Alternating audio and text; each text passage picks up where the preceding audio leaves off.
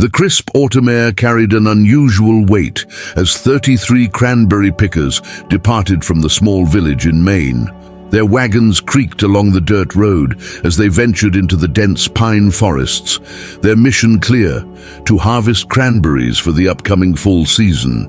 The woods, usually a place of solace and simplicity, felt different that morning. The birds that typically filled the air with song seemed strangely silent, and the rustling of leaves underfoot was muffled, as if the forest itself was holding its breath. The workers, though seasoned and used to the rhythm of nature, couldn't shake the sensation that something was amiss. As the group moved deeper into the pines, the atmosphere grew heavier. The dense trees loomed overhead, blocking out much of the light, casting eerie shadows on the ground. The silence was oppressive, broken only by the occasional snap of a twig underfoot. The pickers exchanged uneasy glances, but no one voiced their concerns aloud. They had been here countless times before, yet this day felt different, strange and unsettling. The further they traveled, the more disoriented they became. Time seemed to stretch unnaturally, and the familiar surroundings of the forest began to feel alien. By dusk, the workers should have been nearing their destination, but something had gone wrong. Hours passed, and still no sign of them returned to the village. As the night wore on, the sense of dread deepened. It wasn't until the following morning that the first reports of the group's disappearance spread through the village. Only 6 of the original 33 had returned, staggering back into town with wild eyes and unkempt hair, their clothes torn and faces pale. They were physically intact, but something in their demeanor told a different story. The villagers, once relieved to see the survivors, quickly realized that whatever had happened in those woods had broken them. They could not explain what had transpired, only that something had gone horribly wrong. As the villagers gathered to question the survivors, the truth began to unravel. The men and women were too frightened to speak at first, but one trembling voice finally broke the silence. One of the survivors, barely able to make eye contact with anyone, whispered with a quiver in his voice, "We are not alone out there." The others nodded in agreement, their eyes wide with terror as they glanced toward the darkening woods. Whatever had claimed the other pickers, whatever had caused them to vanish into the thick pines, was still out there, lurking just beyond the tree line. The air grew heavy once more, thick with the weight of fear, and the unsettling feeling that the true horrors of the forest had yet to be fully revealed. The town's panic spread like wildfire when news of the missing pickers reached every corner. A search party was hastily assembled, with volunteers coming from all parts of the village. Some were seasoned woodsmen, familiar with the pines, while others were less experienced but determined. Armed with lanterns, ropes, and a deep sense of urgency, they began their trek into the forest. The air was thick with a sense of foreboding as they entered the pines, the once familiar landscape now appearing alien and ominous. Every snap of a twig, every rustling of the leaves seemed amplified in the eerie silence of the woods. As they ventured deeper, the woods grew progressively darker despite the late morning hour. It felt as though the forest itself was closing in on them, swallowing the light and stretching time in ways they couldn't explain.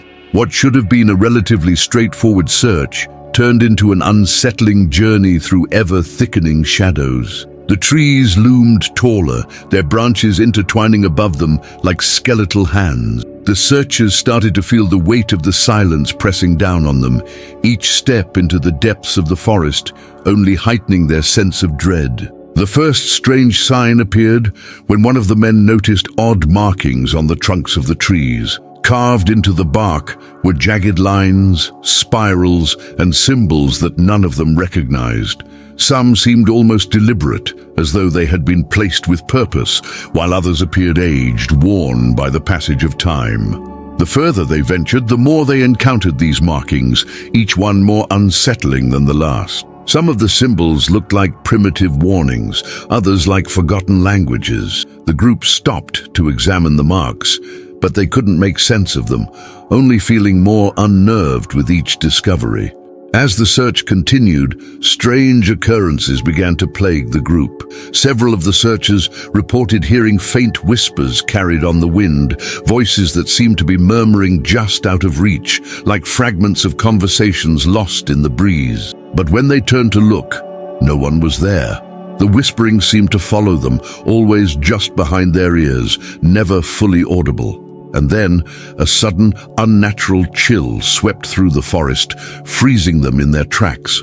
The wind seemed to blow only when they neared certain areas, as if something invisible was waiting for them, guiding them deeper into the pines. Each gust felt like a warning, and the hairs on the back of their necks stood on end. The tension in the group mounted as they pressed on, the unease growing with every step. It wasn't long before some of the searchers began to suggest that they were no longer searching for the missing pickers, but were being led into something far darker. They couldn't shake the feeling that the forest was alive, watching them, judging them. The once simple task of searching for the missing workers had turned into an ominous quest that no one had signed up for. Trust began to erode within the group as whispers of strange phenomena and unseen forces started circulating among them. It was then, deep in the heart of the pines, that they stumbled upon something that made their blood run cold. A strange, abandoned structure hidden among the trees. It was a ramshackle building, its walls rotting and covered in thick vines, as though the forest had reclaimed it long ago. The air around it felt heavy, stagnant and oppressive, as if the building itself was holding its breath. The structure was eerily silent, as if it had been forgotten by time itself. The search party approached cautiously, the eerie sense that they were walking into a forgotten chapter of history, weighing heavily on them. What they would find inside, they could not yet know, but the unease in the pit of their stomachs told them that this place held answers. Answers they might not be ready to hear. The search party stood at the edge of the abandoned hamlet, an unsettling sight stretching before them. The once vibrant community now lay in ruins, a ghost town swallowed by time and nature. The houses, built with aged wood and stone, had succumbed to decay, their roofs sagging under the weight of years of neglect. Windows, once filled with life, now gaped like hollow eyes, dark and empty. The eerie silence of the place was palpable, broken only by the occasional rustle of leaves and the distant call of unseen birds. The air was thick, almost suffocating, as though the settlement had been waiting for them, its secrets long buried beneath layers of forgotten history. As the survivors stepped forward, their footsteps were muted by the damp earth beneath them. The town's roads were cracked and overgrown, nature slowly reclaiming what had once been a place of life. Faded signs, half-eaten by the decay, indicated that this had once been a self-sustained community, isolated from the outside world. The buildings were haphazardly arranged, some leaning precariously as if trying to escape the heavy burden of their past.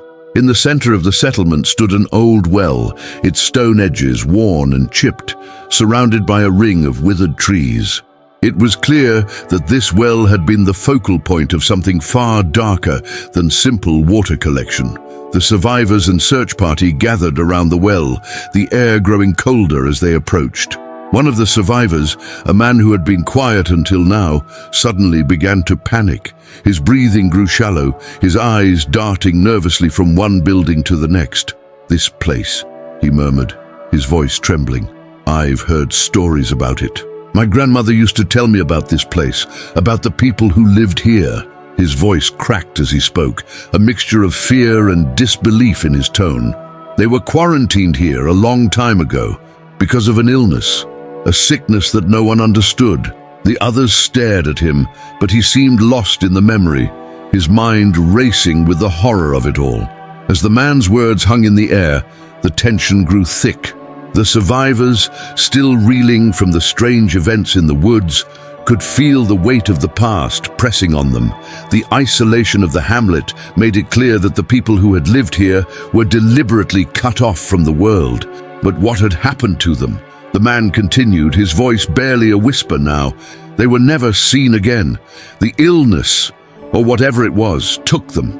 And then the others came. the ones who never left. They say the forest claimed them, and the man's words chilled the group to the bone, and the whispers of old legends seemed to creep from the shadows of the decaying houses. The survivors began to look around more carefully, their minds racing to connect the dots of the dark history that lingered in the air. The once vibrant community now seemed like a shell, haunted by the spirits of those who had disappeared. As they moved through the settlement, they found remnants of the past scattered across the ground. Rusted tools, old clothing, and half-rotted furniture. But it was the well, at the center of everything, that seemed to draw them in. The survivors couldn't help but feel that it was more than just a place for water. It was a focal point for something much darker, something that had consumed the lives of everyone who had ever lived here. One of the searchers, a young woman, ventured closer to the well, her flashlight trembling in her hand. As she shone the beam down into the depths, something caught her eye, something faint, like old symbols carved into the stone. She reached down, her fingers brushing against the rough surface, and felt a strange vibration under her touch. A cold shiver ran up her spine, and for a moment she could have sworn she heard something. Whispers, low and guttural, as if the very earth beneath her was speaking. She recoiled, her breath catching in her throat, and turned back to the group, but no one else had heard it. The survivors were growing more uneasy by the minute, but it was then that they stumbled upon something that seemed too strange to ignore. A hidden journal buried beneath the floorboards of one of the nearby houses. The pages, yellowed and brittle with age, contained the frantic writings of one of the missing pickers, someone they had been searching for since the moment they entered the woods. The journal was filled with unsettling descriptions, visions of things that live beneath the pine, creatures that dwell deep within the roots of the trees. The writing grew more erratic with each entry, the man's fear seeping through the ink. He described hearing voices, feeling watched, and sensing something ancient awakening beneath the earth. As they read the journal aloud, the survivors felt a deep sense of dread settle over them. The mention of things beneath the pines seemed to confirm the horrors they had already begun to suspect. The strange symbols in the woods, the whispering voices, the cold winds, it was all connected. The Hamlet, the missing pickers, and the terrifying creatures beneath the forest were all part of something far darker than they had imagined. The journal ended abruptly, its final words a desperate plea. If you find this, leave. Don't stay in the forest. Whatever you do, don't look into the well. The survivors exchanged uneasy glances, their minds racing with the terrifying possibility that they had just uncovered the first of many horrifying truths. As the survivors and the search party gathered the last of the old records, an unsettling pattern began to emerge. The history of the Hamlet was not just one of isolation and disease, but marked by a chilling string of disappearances that spanned centuries. These unsettling events dated back to the early 1800s when the settlement was first founded. People who had lived there, or even ventured too close to the woods, vanished without a trace. The records spoke of families that simply disappeared overnight, of workers lost during routine tasks, and of strangers who passed through and were never seen again. The common thread among all these disappearances was always the forest, the pines. As the survivors pored over the journal entries, one recurring theme stood out. The entries were filled with accounts of a curse that had been placed upon the forest, a malevolent force that grew stronger with each passing year. The curse, they learned, fed off the souls of those who entered the woods, trapping them in a never-ending cycle of torment. The journal described dark figures lurking within the pines, their forms shifting like shadows, feeding on fear and despair. The settlers had come to believe that the forest was alive, aware of their every move, and that once it claimed a soul, it would never let go. The survivors felt an overwhelming sense of dread wash over them as they realized that the curse, long thought to be just a legend, might be real. The air grew heavier with every passing hour as they continued their investigation. The sense of unease was tangible, almost suffocating. As they delved deeper into the history of the hamlet, the survivors began to experience strange phenomena themselves. Every night, when the sun set behind the pines, they heard the distinct sound of footsteps just beyond the edge of the camp. At first, they thought it was one of the searchers, but each time they stepped outside to investigate, no one was there. The footsteps would stop as soon as they reached the edge of the settlement, only to start up again once they returned to their shelters. It was as though someone, or something, was always watching them.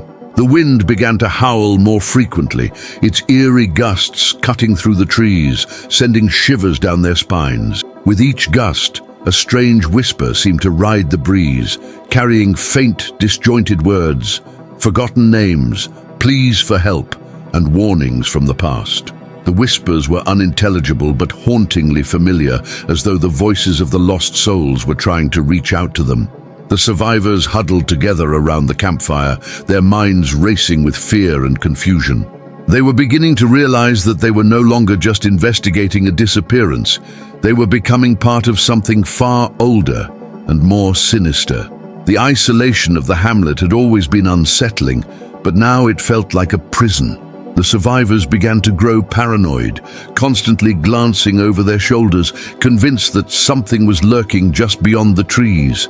Their dreams were filled with visions of the forest, dark, twisted figures moving through the pines, eyes that glowed from the shadows, and the feeling of being trapped in a never-ending loop of terror. Every morning they woke to the same sense of dread, the same whispering wind, and the same footsteps that never stopped. They began to question their sanity, wondering if the curse was taking hold of them as well, pulling them deeper into its web of darkness. One night, as the wind howled more violently than ever, the group sat in silence, listening to the eerie sounds of the forest. Suddenly, one of the searchers, a young man named Thomas, stood up abruptly. He seemed disoriented, his eyes wide with fear, as if he had seen something just beyond the light of the campfire. Before anyone could ask what was wrong, he turned and dashed into the woods, disappearing into the darkness without a word. The group called out for him, but there was no response. It was as though he had vanished into the very air. Panic set in as they scrambled to follow him, but when they reached the edge of the settlement, there was no sign of him. The survivors split into groups, searching desperately for Thomas. They combed the woods, calling his name, but the silence of the forest swallowed their cries. Hours passed, and still, no trace of him could be found. Just when they were about to give up, one of the searchers stumbled upon something that stopped them dead in their tracks. At the entrance to the main house, just below the doorframe, was a bloodied handprint. It was smeared across the wood, as though someone had desperately tried to grasp the door, but failed. The blood was still fresh, and the print was unmistakable. It was Thomas's, but there was no sign of him anywhere else. The group recoiled in horror. The bloodied handprint was not just a sign of a struggle, it was a warning, a chilling message that whatever had taken Thomas was not finished yet. They had all heard the whispers, felt the footsteps, and now they had witnessed the terrifying reality of the curse. It had taken one of them, and there was no guarantee it wouldn't take more. The survivors gathered together, terrified, unsure of what to do next. The forest had claimed one of their own, and they feared that none of them would leave alive. The wind howled louder, and the whispers seemed to grow stronger, pulling them deeper into the forest's clutches. The group, once strong in number, had dwindled to only a few remaining survivors, each of them haunted by the horrors they had witnessed. The sense of dread that had once been a mere feeling now manifested in unsettling, inexplicable events. At night, objects began to move on their own. Chairs would shift, lanterns would flicker as if caught by a breeze, and personal items, like hats and tools, would disappear, only to be found in odd places the following day. There was no rational explanation for these occurrences, and as they happened more frequently, the survivors grew more and more paranoid. The walls of the hamlet seemed to pulse with an unseen presence, and every creak of wood or rustle of the leaves felt like a whispering threat. As the days wore on, The survivors began to experience a growing sense of unease, as if they were being watched. Shadows would appear at the edge of their vision, only to vanish when they turned to look. The air in the hamlet grew colder each night, even though there was no logical reason for it. They spoke in hushed voices about the missing pickers, wondering if their spirits were still trapped in the woods, bound by the curse that had claimed them. Each of the survivors had their own encounter with the unseen force. One reported hearing footsteps behind them, while another saw a figure standing just outside the window, its face obscured by shadows. No one dared speak aloud of the terrifying truth they were all beginning to suspect. Those who had disappeared were still here, lost to the forest, and maybe, just maybe, they were not the only ones trapped. Tensions began to escalate, and the group, once united in their desperation to survive, started to splinter. The fear of the unknown grew too large for the survivors to ignore. Suspicion crept into their minds like poison. They began to accuse one another of being possessed by the malevolent force in the forest. The whispers in the wind seemed to grow louder, and no one could tell if they were hearing things or if the spirits were truly speaking to them. It became impossible to trust anyone. The once harmonious group was now fractured, each member consumed by their own fear, and the possibility that the evil that had claimed their friends could now be working through one of them. One evening, in a fit of desperation, the survivors decided they would leave the hamlet once and for all. They believed that if they could escape the cursed woods, they might have a chance at survival. With what little strength remained in them, they gathered their belongings, determined to find their way back to the village. But as they ventured into the forest, something felt wrong, much more wrong than before. The trees seemed to close in around them, the paths they had once walked with ease, now twisting and winding in unnatural directions. Every turn they made seemed to bring them back to the settlement, as though the very forest itself was alive, changing and conspiring to keep them there.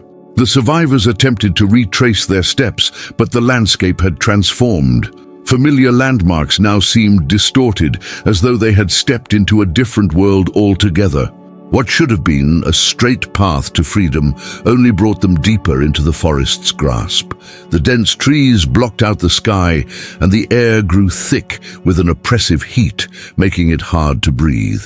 Each time they thought they were near the edge, they found themselves inexplicably back in the center of the hamlet, standing in front of the decaying buildings. The forest had trapped them, and no matter how hard they tried, they couldn't escape its shifting boundaries.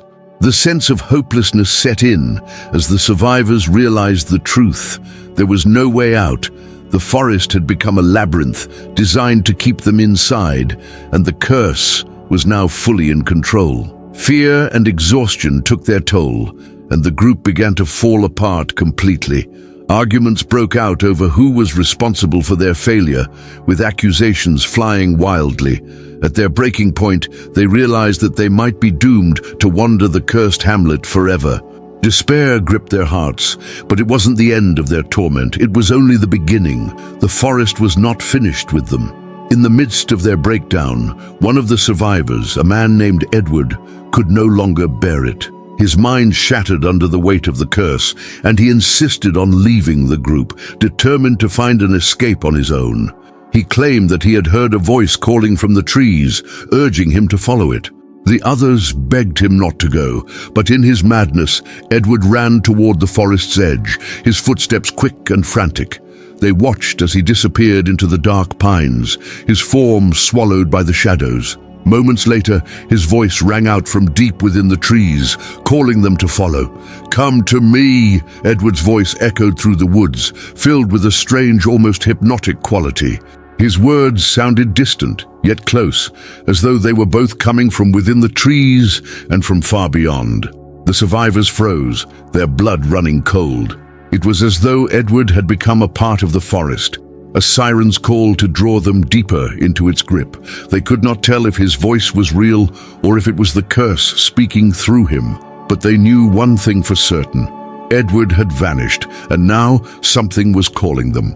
The forest had claimed yet another soul, and the true horrors of the curse were only beginning to unfold. As the survivors continued to search the abandoned hamlet for any clue that might lead them to safety, their desperation grew. They were running out of options, and their fear was now a constant companion, gnawing at their sanity. One day, deep within the woods behind the hamlet, they stumbled upon something that made their blood run cold. An ancient ritual site. It was hidden beneath a thick veil of overgrown vines and moss, its existence all but erased from memory.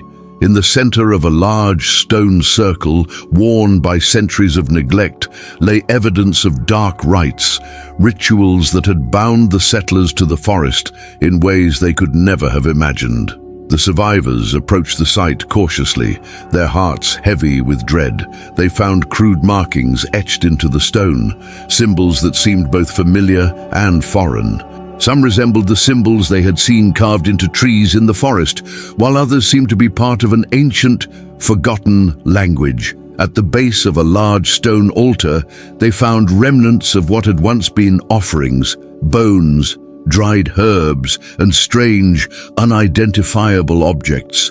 The air around them was thick with a sense of malice, and it became clear that this site had been used for something far darker than any of them had anticipated.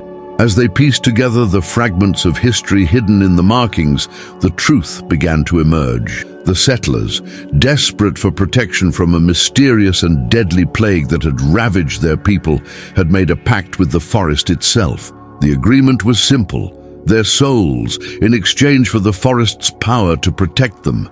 It was a deal made in desperation, as they feared the death toll would only rise if they didn't take action. The ritual site, they realized, was the heart of this pact, a place where the settlers had offered their very essence to the malevolent forces lurking within the trees.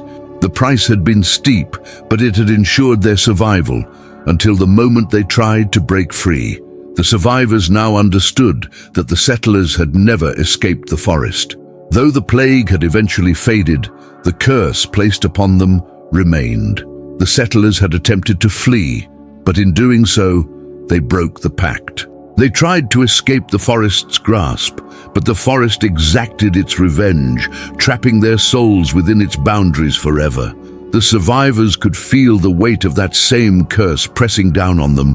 What had happened to the settlers was now happening to them. The forest had claimed the souls of those who entered, and it showed no sign of releasing its grip.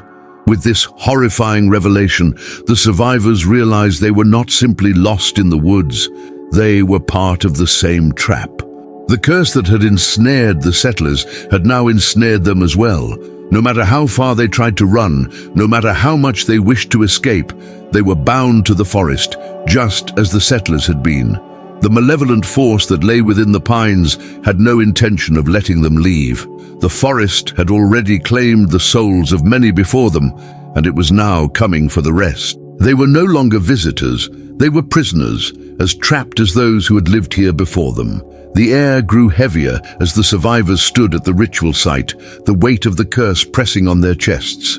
Desperation gave way to hopelessness, and the survivors' once bright hopes of escape began to fade. The sense of being watched intensified, and the whispers of the lost settlers seemed to fill the air around them. The trees, once silent, now seemed to groan and creak as though the forest itself was alive and hungry for their souls. The survivors knew they had been drawn into a game they could not win. The pact had been made long ago, and they were merely the latest players, caught in a trap with no way out. With no other option left, they began to plan what little they could do to survive, but their movements felt futile.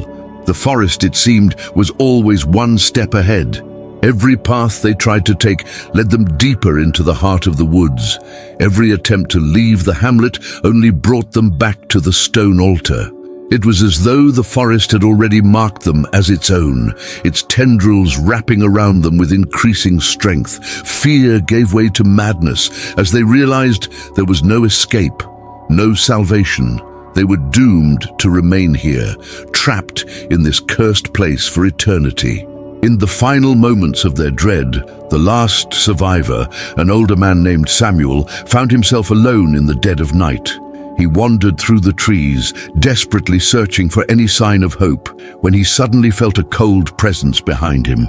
He turned and saw a figure emerging from the shadows, a man he recognized. It was one of the missing pickers, standing in front of him, his face hollow and gaunt, his eyes filled with sorrow. The figure spoke in a voice that was both distant and close. "The forest takes what it is owed." As the figure faded into the trees, Samuel realized the truth. There would be no escape.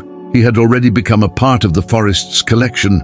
The curse had claimed him, just as it had claimed all those before him. With the curse tightening its grip on the survivors, the decision was made. There was no other option but to attempt a ritual, a desperate act to break the curse that had imprisoned them within the woods.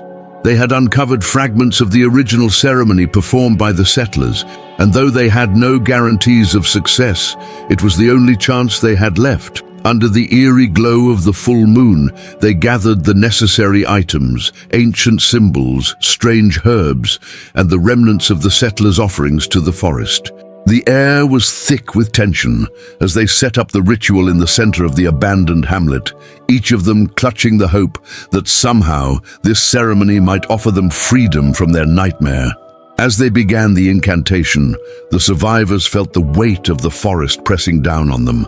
The air around them grew heavier, and the winds picked up, rustling through the trees like a low, menacing growl. Their voices trembled as they recited the forgotten words, but with each syllable spoken, the atmosphere seemed to grow colder. The forest responded. Branches began to creak, leaves rustled violently, and the ground beneath them shifted in subtle, unsettling ways. At first they believed they were on the brink of breaking the curse, but it quickly became apparent that the ritual was not having the effect they had hoped for. Instead of lifting the curse, it felt as if the forest was alive, responding to their actions, shifting around them and tightening its grip.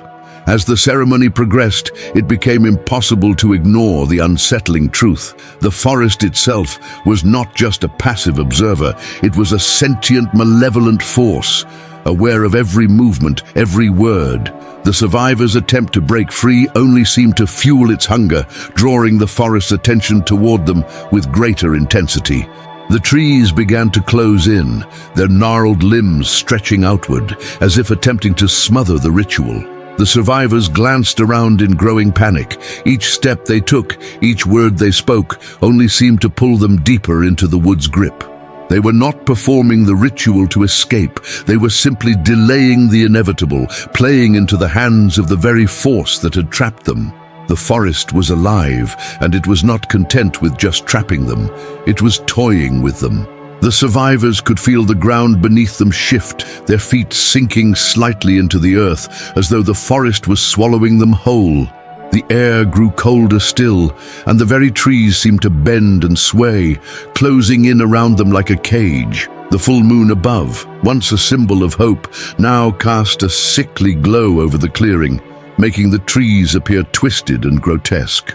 Shadows danced along the edges of the forest, creeping closer with each passing moment, as though they were part of the curse itself. No matter how hard they tried, the survivors could not escape the oppressive force that surrounded them.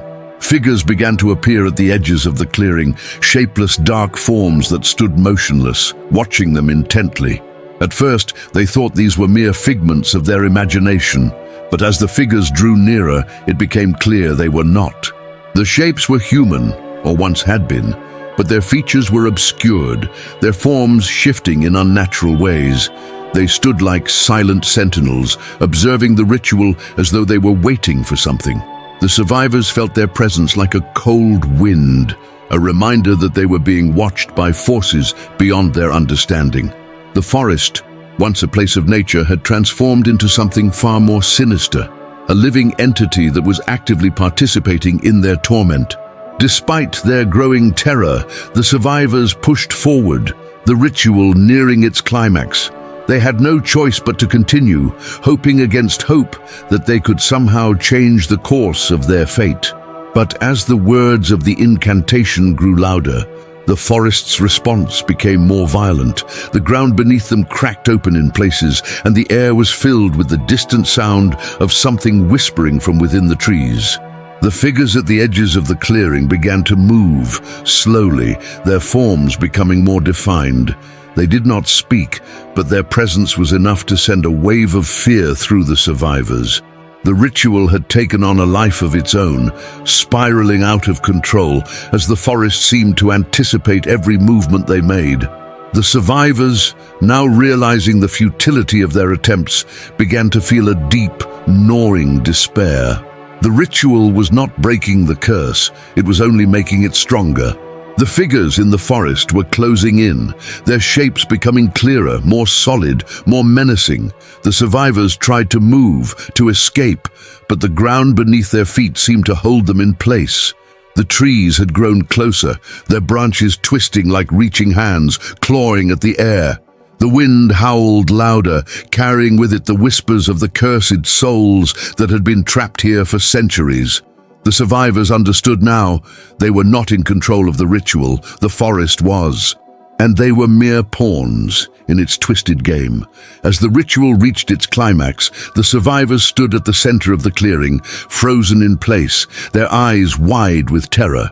The ground shook beneath them, and the air became thick with an overwhelming sense of doom. Shadows rose from the trees, closing in around them, enveloping them in a suffocating darkness. One by one, the survivors began to vanish into the blackness, their bodies consumed by the very forest that had been their prison. Their screams echoed through the trees as they were swallowed by the shadows, their souls now claimed by the curse that had ensnared them. The last survivor, broken, terrified, was left alone in the clearing, surrounded by nothing but the whispers of the lost, the shadows closing in on them. As the days passed, the survivors grew fewer, their spirits broken by the relentless grip of the forest. Those who had once fought desperately for their lives were now consumed by the dark force that lurked beneath the pines. One by one, they disappeared, swallowed whole by the very trees they had tried to escape. The whispers in the woods grew louder, more frantic, as though the forest itself was feeding on their fear. The once thriving group had been reduced to nothing, their bodies claimed by the ancient curse, leaving only traces of their existence behind. The forest had become an eternal prison, its reach infinite, and there was no escaping it. The few who remained felt the weight of inevitability pressing down on them. They knew there was no chance of survival, no way to break free from the forest's insidious grip. The air grew heavier with each passing hour, suffocating their every breath. The trees seemed to grow taller, their branches twisting in unnatural ways, blocking out what little light remained. The cursed Hamlet, which had once been a place of life and hope, was now a hollow shell, decaying as quickly as its occupants had. The ground beneath them was saturated with the darkness that had long seeped into the earth, and there was no escape. The curse was eternal, and the survivors had become part of the forest, their fates sealed. As the final survivors wandered the once familiar paths, trying to hold on to the fleeting hope of escape, they stumbled upon something they had never imagined, an ancient burial ground hidden deep within the forest. The earth was disturbed, the graves half exposed, as if something or someone had disturbed the resting place of the dead. The realization came crashing down on them. The hamlet had been built on sacred ground, a burial site for those long forgotten. The settlers, in their desperation, had unknowingly built their town on top of an ancient resting place, disturbing the spirits of those who had been laid to rest there. The malevolent force that haunted the forest was older than anyone had known, far older than the settlers or the pickers who had vanished. The forest had not simply been a living, breathing entity. It was a guardian, a protector of the forgotten dead, and it had a hunger that could never be satisfied. The settlers' pact with the forest had not been enough to appease the spirits who roamed the woods, nor could it break the curse that had been set in motion centuries ago. The malevolent force had simply been biding its time, waiting for new victims to claim. And now, the survivors had become just another chapter in the forest's long history of tragedy. The town, the ritual, and the curse. It had all been part of a twisted cycle that the forest would continue to feed on forever.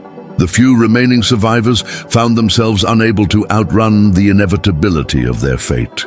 The forest had already claimed them, body and soul. They could feel it in the air, the oppressive weight of the land beneath their feet, and the chilling voices that now whispered through the trees. The spirits of the lost pickers, their voices tinged with desperation and anger, called out from the darkness, urging anyone who dared to enter the forest to share in their eternal torment. The survivors could no longer tell if the voices were real or just another trick of the cursed woods. But they knew one thing for certain: the forest had never let anyone leave, and it would never stop claiming victims. As the final moments ticked by, the survivors could do nothing but surrender to the overwhelming force that had surrounded them.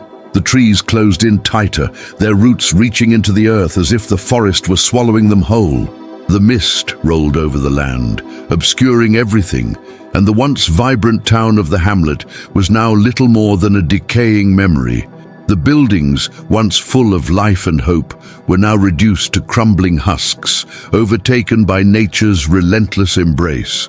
The forest had not only claimed the town, but had begun to reclaim the very land it rested on, erasing every trace of what had once been. The camera slowly pulled back, revealing the abandoned town, now covered in an unearthly mist. The homes and buildings, once filled with life, had decayed into nothingness, their frames barely recognizable as remnants of a forgotten past. The forest, however, remained untouched by time, its towering trees standing tall and imposing, as if watching over the land for eternity. The voices of the lost pickers, their calls faint but desperate, echoed through the woods, carried on the wind. The forest had claimed its victims, and it would continue to do so, ensuring that the truth of what had happened in the hamlet would never be known. As the camera panned one last time toward the woods, the whispers of the lost pickers could be heard clearly now, their voices a haunting reminder of the curse that still lingered in the forest. "Come to us," the voices seemed to beckon. "Enter the woods and join us in the endless dark." The wind carried the whispers like a warning, a call to anyone foolish enough to venture into the forest's depths.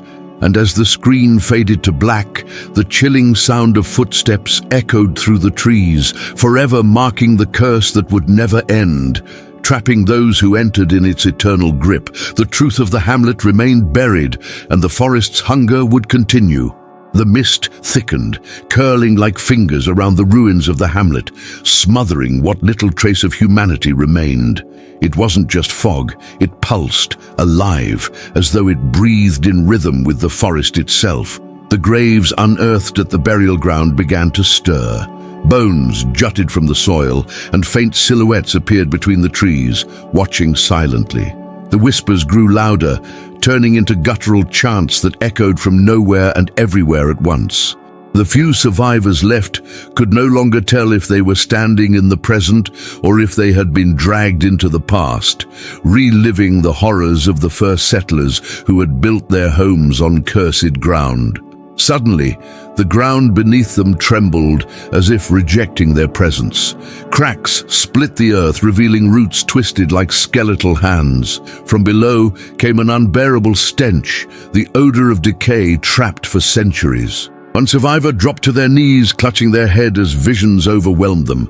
Settlers carving runes into trees, offering blood into the well, begging the forest for mercy. But the forest had never granted mercy. It had only bound them in eternal servitude. The realization struck. The curse wasn't simply about death, it was about erasure. The forest would devour not only their lives, but their very identities, leaving no trace they had ever existed.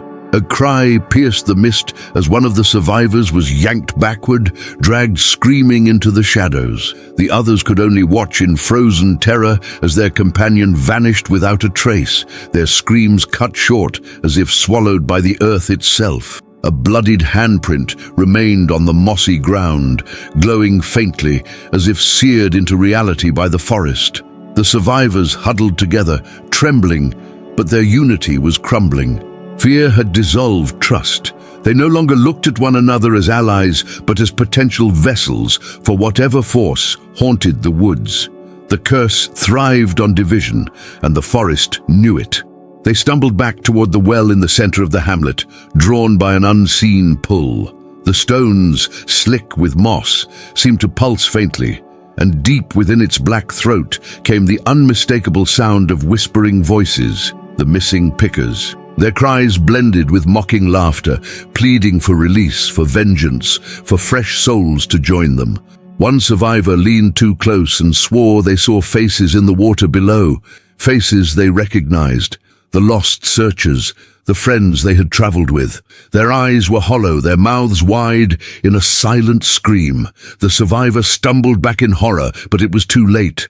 The forest had marked them. Night fell, though none of them remembered the sun setting.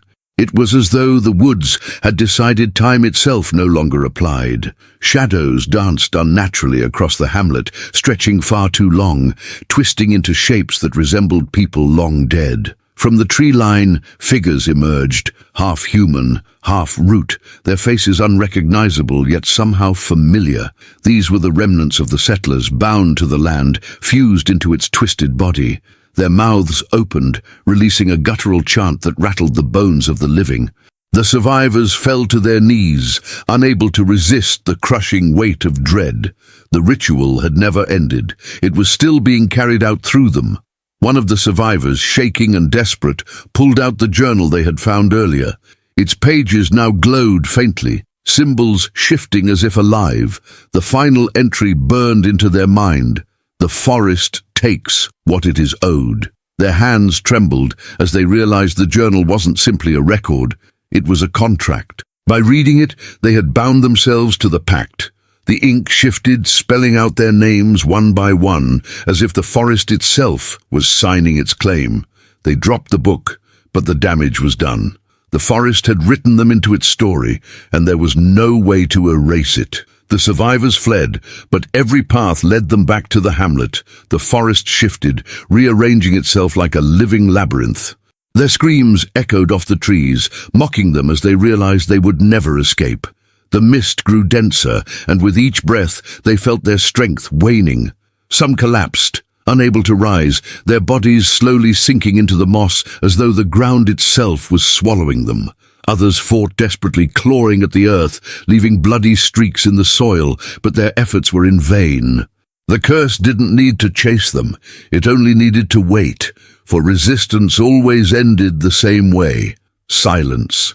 In the final moments, as the last survivor staggered beneath the weight of inevitability, the forest revealed its cruelest truth.